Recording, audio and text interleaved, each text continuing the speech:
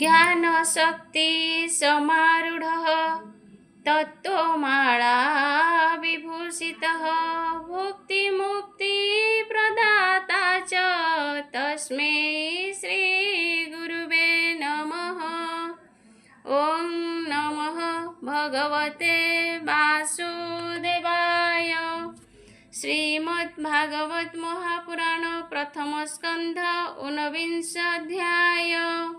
श्रीसूत उवाच सूत कहन्ति अनुरागे शौनक आदि ऋषि आगे से महीपति परीक्षित चिंति निगम दृढ़ चित एकांते बसी विचारई निंदित कर्म कली मोहि अर्जित कर्म वश होई गुरुजे सन शिक्षा देई अन्याय प्राणिक व्यवहारे कुकर्म कलिए संसारे निर्दोष ब्राह्मणर गळे सर्प आरोपी धनुळे निश्चल जोगे तार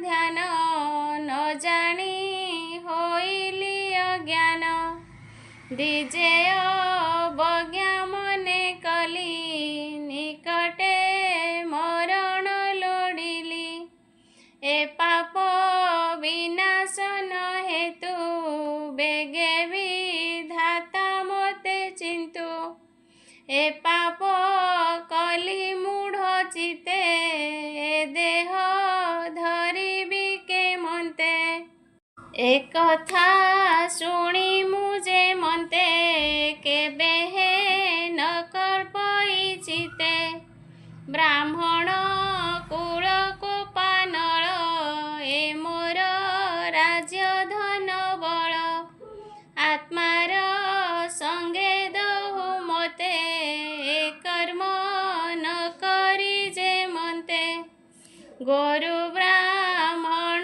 को हिंसने दुर्बुद्धि न स्फुरु मने ए मन्ते विचारी विषादे वृत्तान्त शुभे जनपदे उरग ब्राह्मणर गळे राजा जे देले धनुळे तार बालक साप देला तक्षक दंशिव बोइला शपथ दिन कोपानळे राजांकु दंशिव ए बळे एमन्ते जनमुखु शुणी मन आनंदे नृपमणि कहई मते सर्प खाऊ ए मोर कूले पाप नहु जे मन्ते इह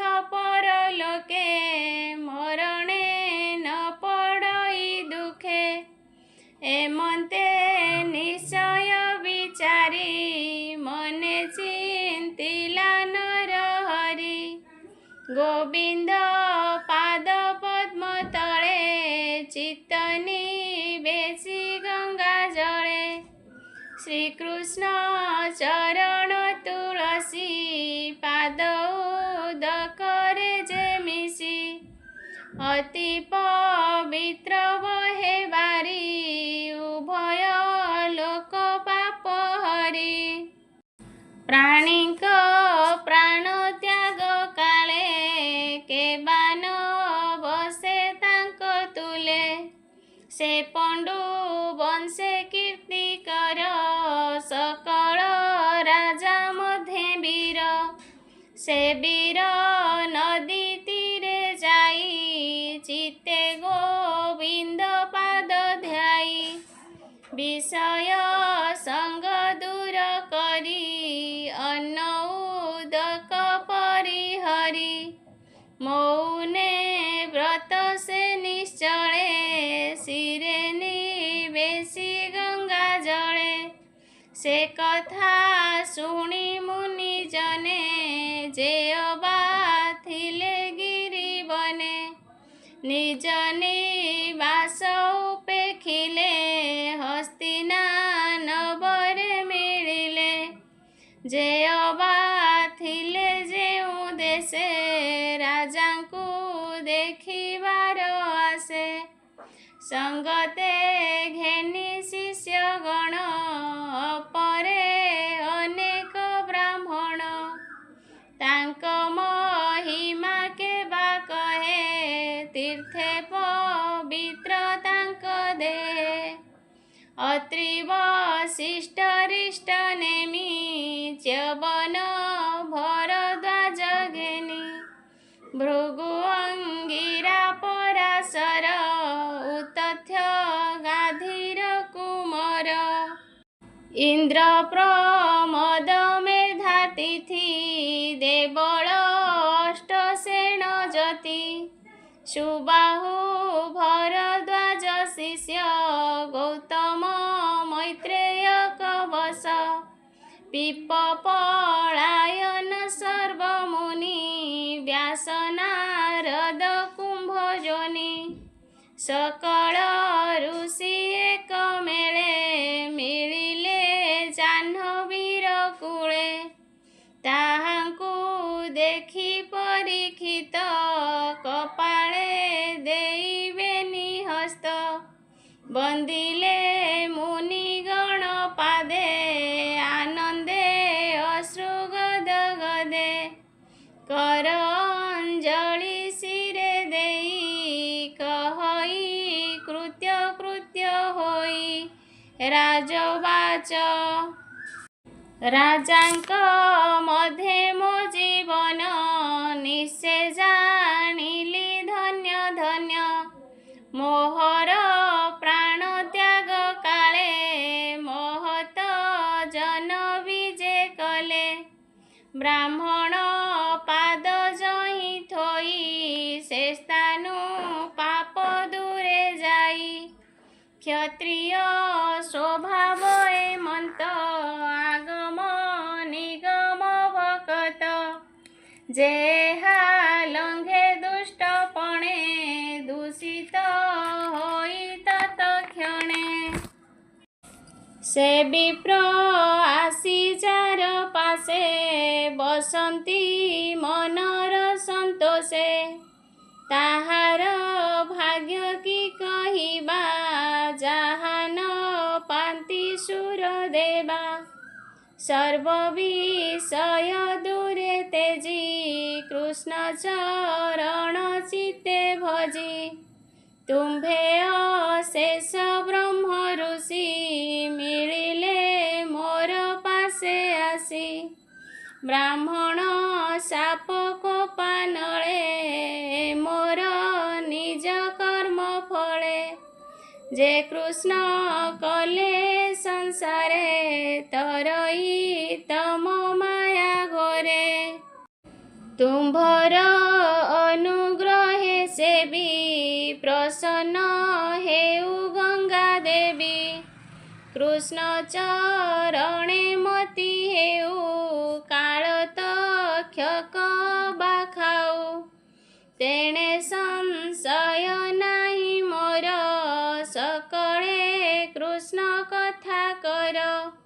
କୃଷ୍ଣ ବିଷୟ ହେଉ ମତି, ତାର ସେବକ ସଙ୍ଗ ଗତି। ମୋହର କର୍ମ ଫଳ ନେଇ, ଜନ୍ମ ହୋଇବି ଯହିଁ ତହିଁ। ରହି କୃଷ୍ଣର ଦାସପଣେ, ସେବିବି ଅଭୟ ଚରଣେ। ଏମନ୍ତେ ଦିଅ ମୋତେ ବର, ତୁମ୍ଭ ଚରଣେ ନମସ୍କାର।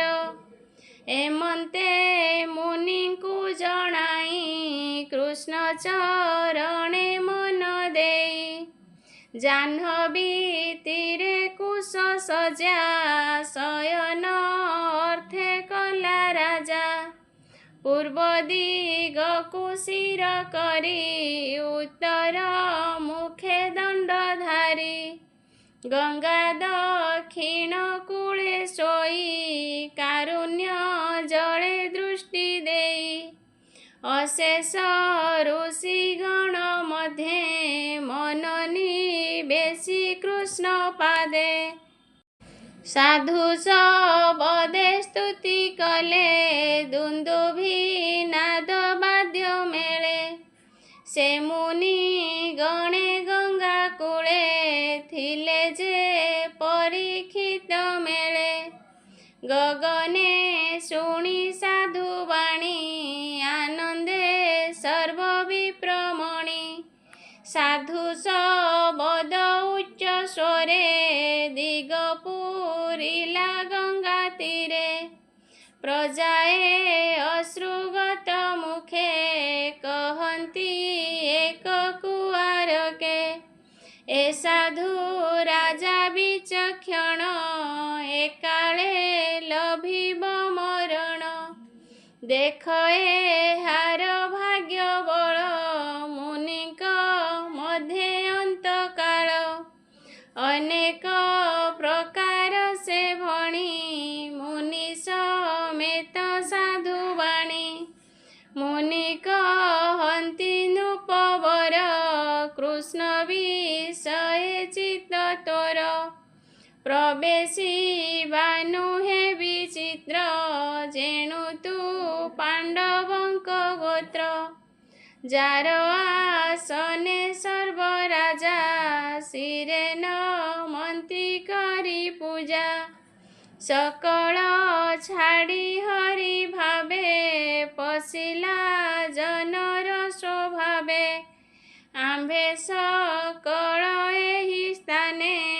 बंचिबा गंगा जल पाने ए नर पति जेते दिने प्राण छाड़िब कृष्ण ध्याने सुखे लभिब हरि लोक जे स्थान विमोह विशोक ए भागवत जे उत्तम निशे लभिब परम धाम एमन्ते प्रजा मुखु शुणी मुनि समेत साधु वाणी राजा मणिला सत्य प्राये चित्ते न रहिला संशय कृष्ण चरण सेवा कले अशेष प्राणी महितले पूर्वे लभिले हरि भाव जे ब्रह्मा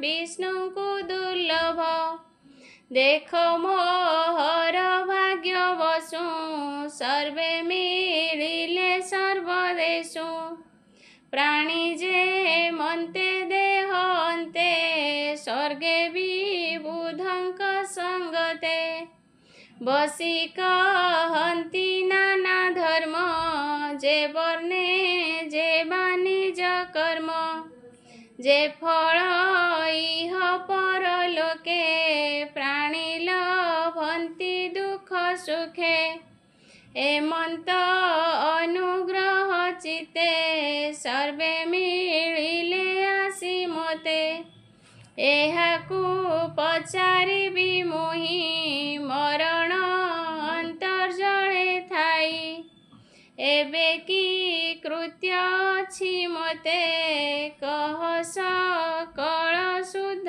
चिते ए घोर संसार सागरे मरणु किबा करी तरे एमन्ते चिंती राज ऋषि सुख मिलिले बेगे आसी मोहि भ्रम इच्छा सुखे कृष्णर नाम गाई मुखे लखी न पारी जार अंग क्षण क्षण के नाना रंग निरते निज लोभे तोष स्वभावे अवधूत वेश निगूढ़ ज्योति शुभ्र वर्ण कामिनी बालक बेडिन षोडश बत्सर सुंदर रूपे की देवा पटांतर निबिड़ बेनी भुज साजे सुंदर कपल विराजे अरुणाम्बुज चक्षुवर्ण सुग्रीव कम्बु सुशोभन सुंदर नवगुण साजे तुंग वक्षस्थल विराजे त्रिबली कुखी मनोहर आवृत नाभिषु गभीर विवर्ण केश दिगंबर विभूति लेपन शरीर प्रलम्ब बाहु जानु जाए दिशे मोर बर प्राय शरीर सुचारु कुसुम रूपे तुलित नोहे काम किय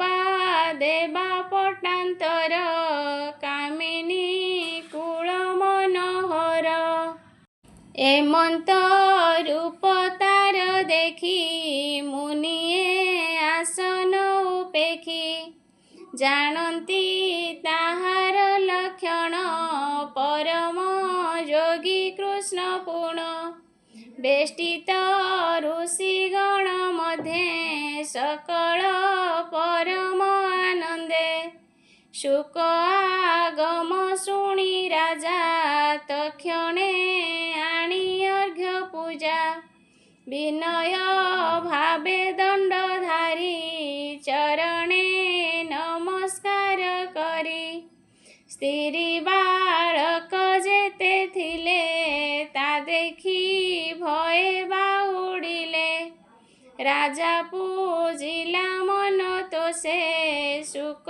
बसिले राजा पासे शशांक जेन्हे तारा मेळे विराजे गगन मंडले प्रसन्न चित्ते मुनिवर आकंठ धीषणा जार से मुनि पादे नमस्कार कर जोड़िला बेनी कर नम्रता वाक्य सुधाधार मुनि को चाहि नृपवर पुछई बेनी कर जोड़ी चरणे पुनः पुनः पड़ी राजोवाच आज मोहर जन्म धन्य क्षत्रिय अंशे विद्यमान तुम्भे निर्मल ब्रह्म ऋषि अतिथि रूपे अछ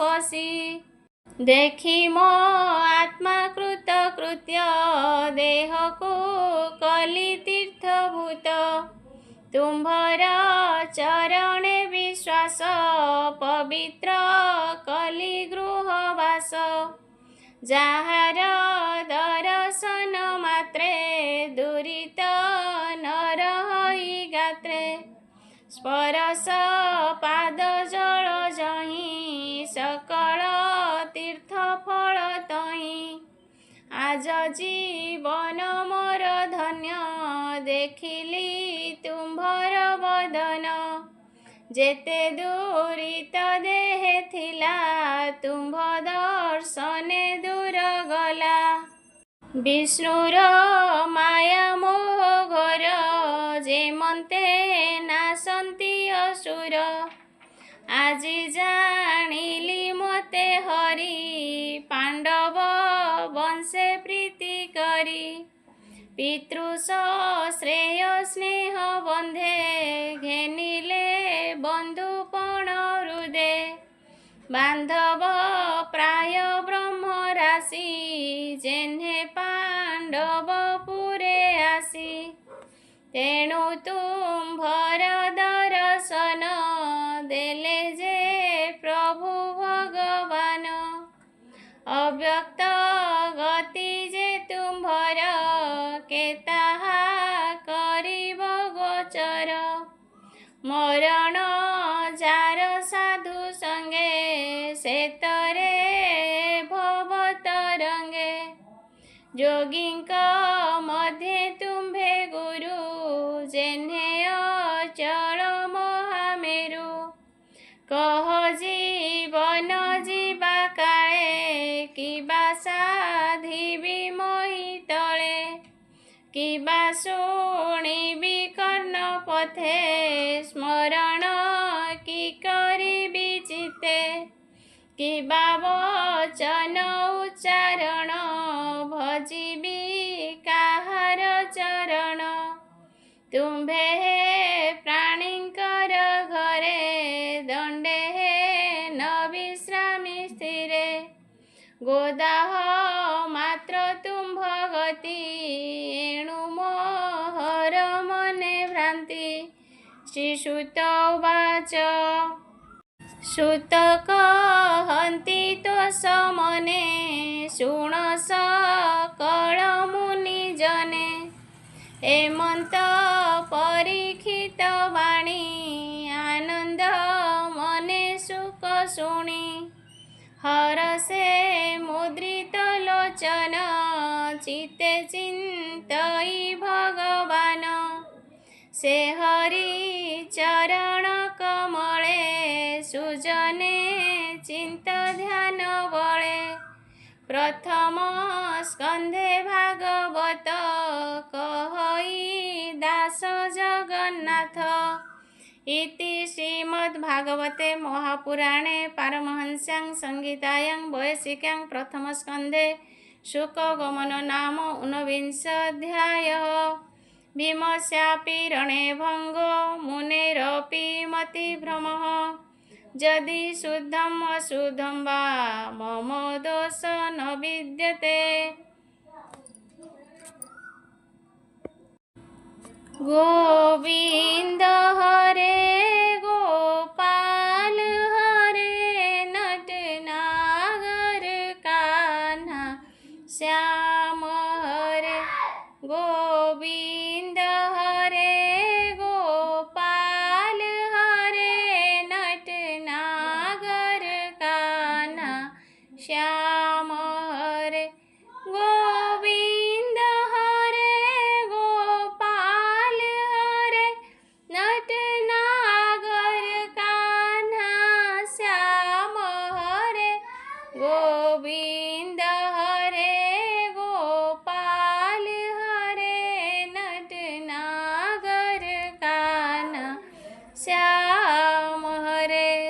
श्रीमद्भागवत महापुराण प्रथम स्कंध समाप्त।